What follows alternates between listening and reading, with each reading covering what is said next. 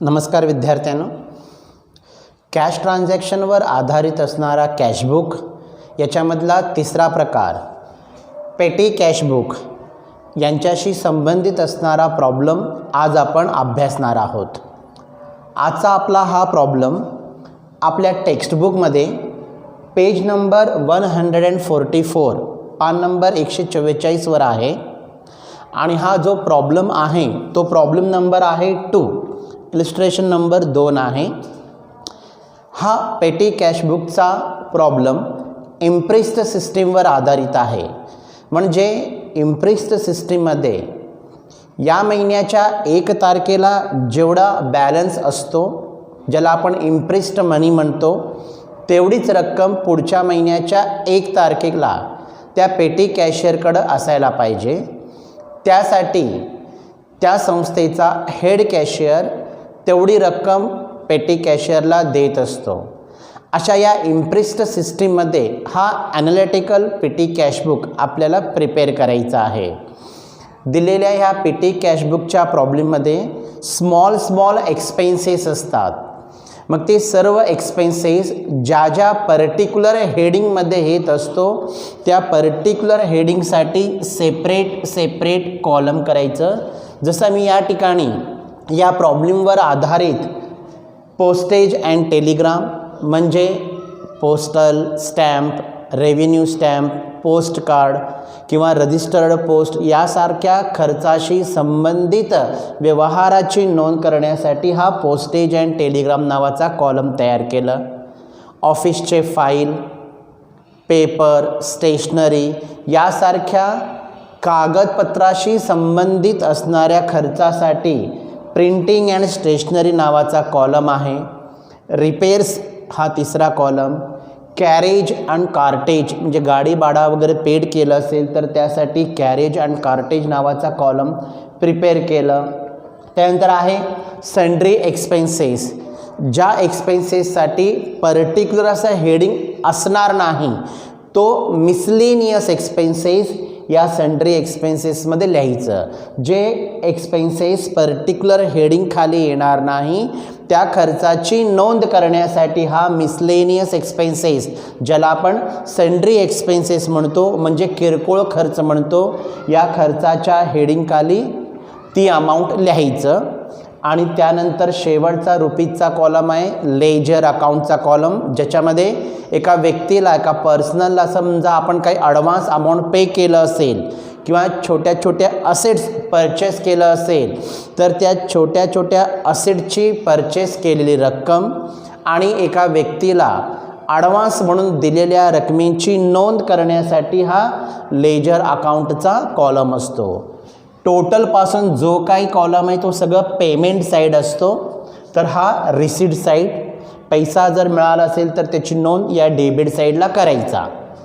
सुरुवातीला पहा, आपल्याला इम्प्रेस्ड सिस्टीममध्ये ॲनालिटिकल पेटी कॅशबुक प्रिपेअर करायला सांगितलेत। यासाठी 2018 जुलै महिन्यातील काही ट्रान्झॅक्शन दिलेत।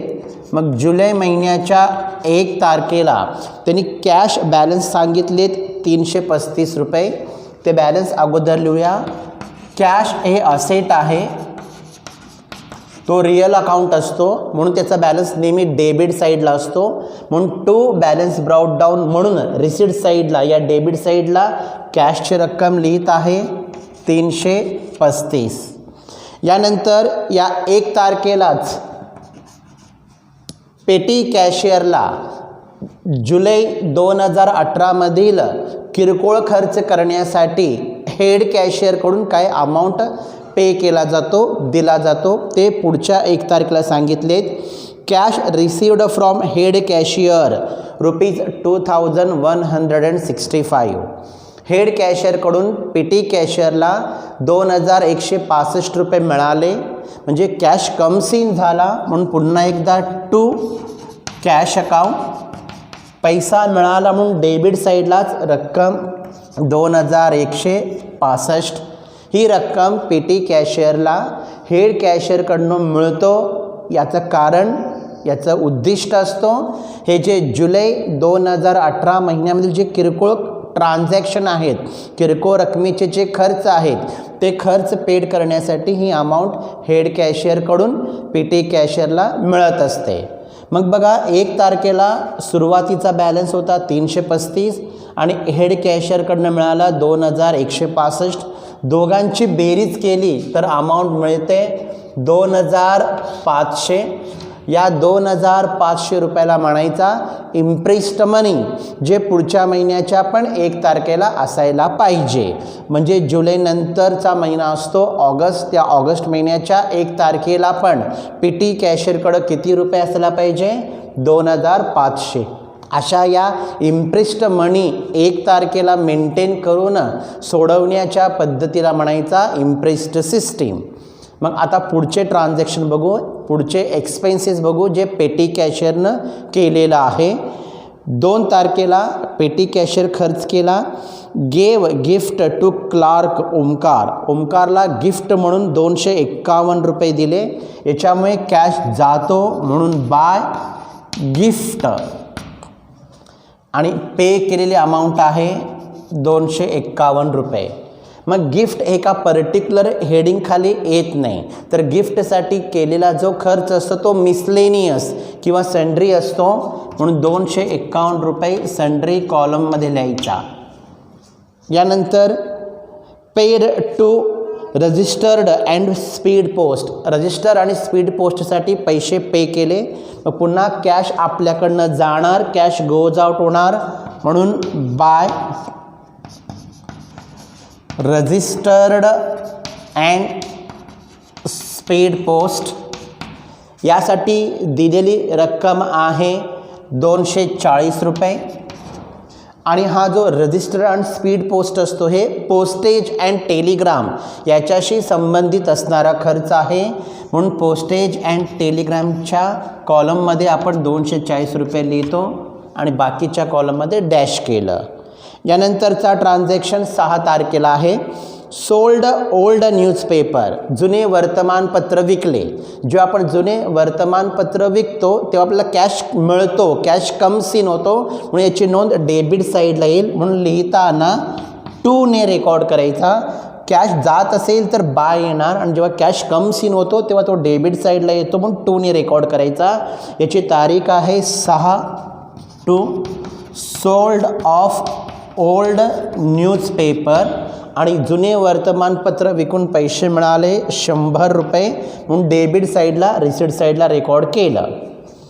7 तारखेला आहे washing charges paid, washing charges दिले म्हणजे कॅश या ठिकाणी जाणार, म्हणून रेकॉर्ड करताना बायने रेकॉर्ड करायचा.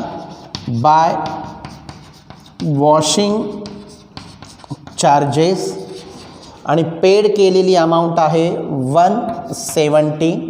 आणि वॉशिंग चार्जेस ही रक्कम देखील मिसलेनियस आहे, सेंड्री आहे, म्हणून मिसलेनियसच्या कॉलममध्ये लिहायचं 170 रुपये. पुढचा ट्रान्झॅक्शन 10 तारखेला paid lunch bill, lunch bill paid केले 160 रुपये. मग इथं पण कॅश जाणार आपल्याकडनं, म्हणून बाय लंच बिल 160 160.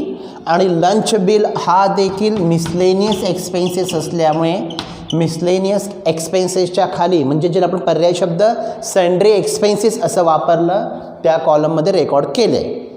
नेक्स्ट 13 तारखेला gave advance to peon Arun, Arun या व्यक्तीला ॲडव्हान्स रक्कम दिले. पुन्हा आपल्याकडनं कॅश गोज आउट होतो, कॅश जातो, म्हणून 13 तारखेला बाय अरुण. पण अरुणला ही जी अमाऊंट आपण पे केलेला आहे 500 रुपये ते ॲडव्हान्स म्हणून पेड केलेला आहे, अनामत म्हणून पेड केलेला आहे. मग तो एक्सपेन्सेस असणार नाही, म्हणून त्याची नोंद या लेजर कॉलममध्ये करायचं. एका व्यक्तीला ॲडव्हान्स जर अमाऊंट दिलं असेल किंवा एखादा छोटंसं असेट परचेस केलं असेल तर ते अमाऊंट या लेजर कॉलममध्ये रेकॉर्ड करायला पाहिजे. त्यानुसार अरुणला दिलेलं जी ॲडव्हान्सची रक्कम आहे आपण लेजर कॉलममध्ये रेकॉर्ड केलं. पुढचा ट्रान्झॅक्शन आहे 16 तारखेला paid for carriage and cartage ₹180. Carriage and कार्टेजसाठी 180 रुपये पेड केलेत 16 तारखेला. मग पुन्हा आपल्याकडनं कॅश जातो म्हणून क्रेडिट साईडला by carriage and cartage amount 160. आणि कॅरेज आणि कार्टेज हे स्पेशल ट्रान्झॅक्शन असल्यामुळे त्या पर्टिक्युलर कॉलममध्येच अमाऊंट लिहायचं. Carriage and cartage 160 rupees. ह्याच्यासाठी सेपरेट हा कॉलम आहे, तो सन्ड्री किंवा मिसलेनियसमध्ये येत नाही. नेक्स्ट 19 तारखेला purchased chair for office use ₹300. ऑफिसमध्ये वापरण्यासाठी चेअर खरेदी केले.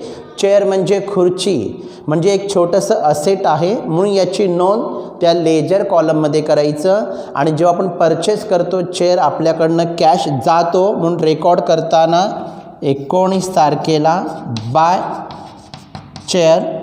या चेअरची व्हॅल्यू प्रश्नामध्ये दिली तर 108 चेअरची अमाऊंट आहे 300 आणि लेजर कॉलममध्ये लिहायचं 300 रुपये. इथं आपण कॅरेज अँड कार्टेजची अमाऊंट 160 रेकॉर्ड केलो. ॲक्च्युली कॅरेज अँड कार्टेजसाठी अमाऊंट आहे 180, जे मी दुरुस्ती करत आहे. कॅरेज अँड कार्टेजला 180 रुपये पेड केलेत, मग ते मी अमाऊंटमध्ये दुरुस्त केलं. यानंतर चेअर खरेदी करण्यासाठी, खुर्ची खरेदी करण्यासाठी 300 रुपये पेड केलं आणि हे 300 रुपयेचा चेअर असेट असल्यामुळे त्याची अमाऊंट लेजर कॉलममध्ये रेकॉर्ड केलं. त्यानंतर पुढचा ट्रान्झॅक्शन 22 तारखेला purchased stamp, pad, paper and pencil.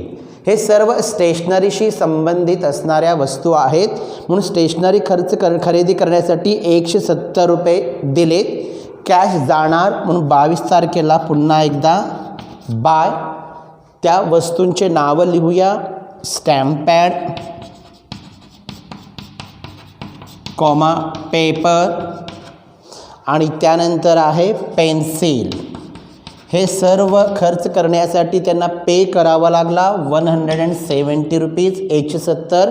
आणि या प्रकारच्या खर्चाला म्हणतात प्रिंटिंग अँड स्टेशनरी म्हणून याची रक्कम या प्रिंटिंग अँड स्टेशनरीमध्ये येईल 170 रुपये आणि पुढच्या कॉलममध्ये डॅश करायचं.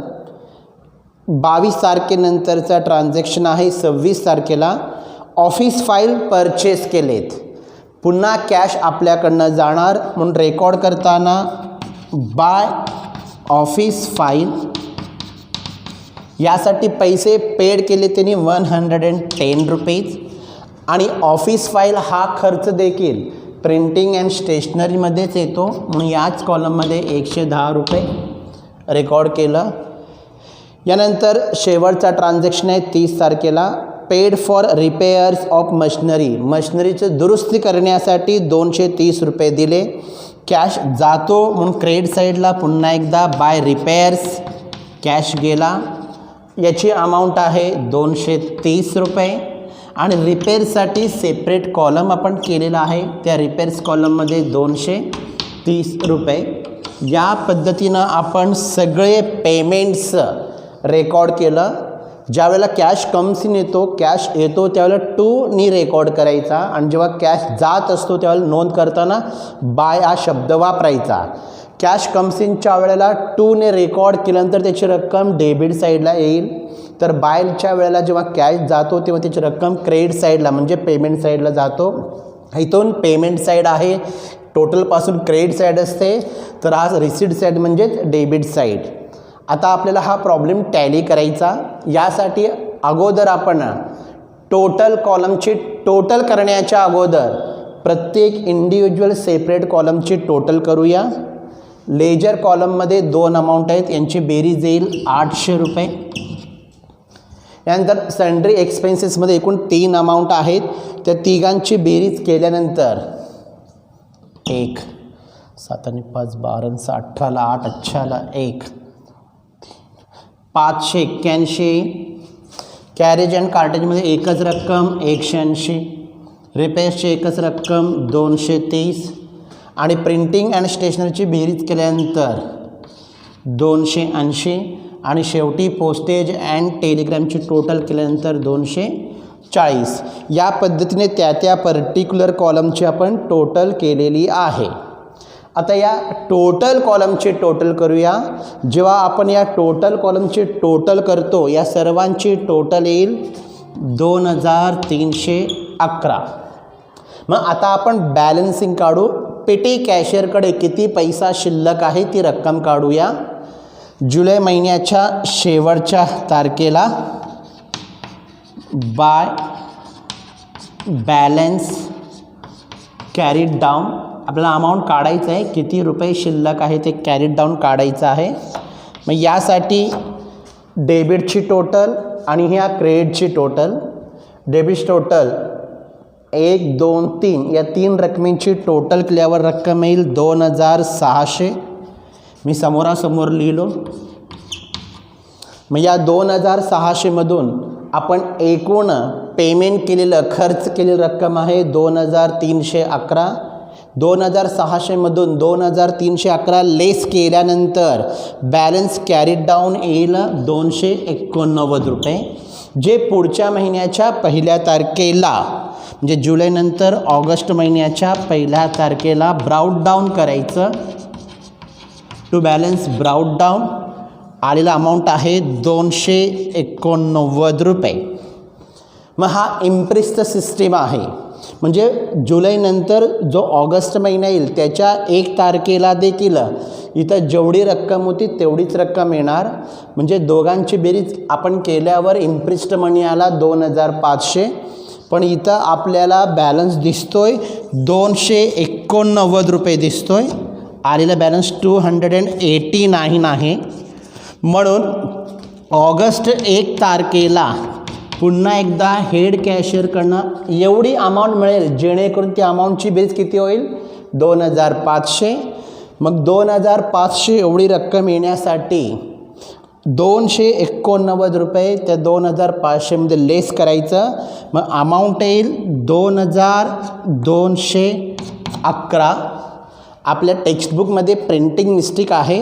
त्या ठिकाणी 2311 म्हणून रक्कम लिहिलेत, पण 2311 न येता तिथे येतो 2211. 2211 असं येईल. एवढी रक्कम ऑगस्ट महिन्याच्या 1 तारखेला पेटी कॅशियरला हेड कॅशियरकडनं मिळेल, जेणेकरून इम्प्रेस्ड मनी 2500 एवढं होईल.